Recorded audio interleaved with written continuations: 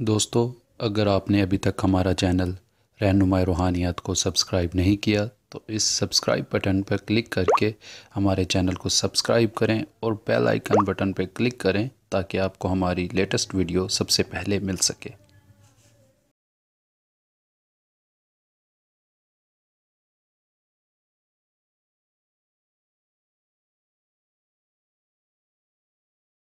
بسم اللہ الرحمن الرحیم۔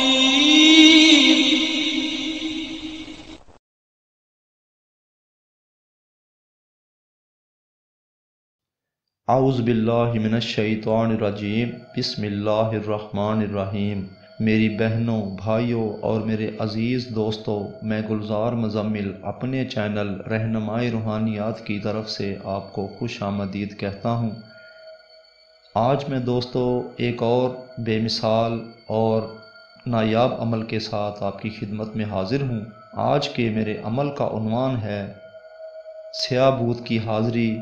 دوستو، یہ کالے رنگ کا بھوت ہے اور اس سے کسی کو لڑوایا جا سکتا ہے۔ کسی کے اندر اگر جھگڑا ہوا ہے تو اس کو صلح میں تبدیل کیا جا سکتا ہے یا دشمن سے انتقام لیا جا سکتا ہے۔ دوستو، یہ سیاہ بھوت کی حاضری کا عمل یوں تو 11 دن کا ہے، لیکن یہ 3 چلوں میں کامیابی ہوا کرتی ہے۔ 1100 بار یہ الفاظ اول آخر درود پاک بھی 11 بار وردی کیا جائے گا، اور جو الفاظ درمیان میں ورد کیے جاتے ہیں وہ ہیں یا صادق واسطہ ہر گائل حاضر شو بحق سلیمان بن داؤد علیہ السلام۔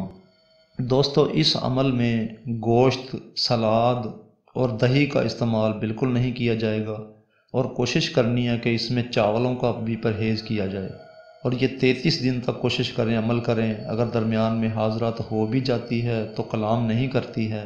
33 دن پورے ہونے کے بعد چاہے اگلے دن ہو جائے یا تیسرے دن پھر ہو جائے، مگر آپ نے یہ 33 دن ہی عمل کرنا ہے۔ اس کے بعد یہ راہ چلتے میں انسانی حالت میں حاضر ہو جاتا ہے، یا پھر سوئے ہوئے کو انسانی روح میں آ کر یہ اٹھاتا ہے اور پھر حاضرات ہوتی ہے۔ یہ عمل دوستو دنیا کی کسی بھی جگہ پر کتاب میں نہیں لکھا ہوا ہے، بلکہ میرے جو بھی اعمال ہیں وہ سب کے سب میرے اپنے ہی ہیں، تیار کیے ہوئے ہیں، اور ان کو روحانی طور پر خود کامیابی سے عمل کیے ہیں اور خود کامیابی حاصل کی ہے۔ دنیا جہان میں جو بھی دکھی انسانیت کے لیے میں نے کام کیا، انہی میں سے یہ میرے نایاب اعمال ہیں جو میں آپ کے لیے پیش کر رہا ہوں۔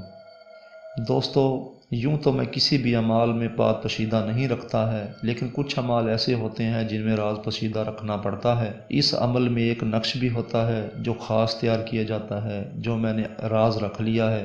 یہ صرف اسی کو دیا جائے گا جو جائز حقدار ہوگا، کیونکہ میں نے اکثر دیکھا ہے کہ لوگ عمل دیکھتے ہیں اور اندازے سے شروع ہو جاتے ہیں، اور جب جکڑے جاتے ہیں، پریشان ہو جاتے ہیں، تو پھر کہتے ہیں جی کہ فلاں آدمی نے ہماری رہنمائی نہیں کی، یا پھر الزام تراشی ہونے لگتی ہے۔ لہٰذا دوستو، جو حقدار دوست ہوگا، جائز کوشش ہوگی، صرف اسی کو ہی نقش دیا جائے گا، اور اس نقش کا کوئی ہدیہ نہیں ہوگا۔ باقی دوستو، اس عمل میں کسی بات کی سمجھ نہیں آئی تو وہ مجھ سے رہنمائی لے سکتا ہے، انشاءاللہ تعالیٰ پوری رہنمائی کی جائے گی۔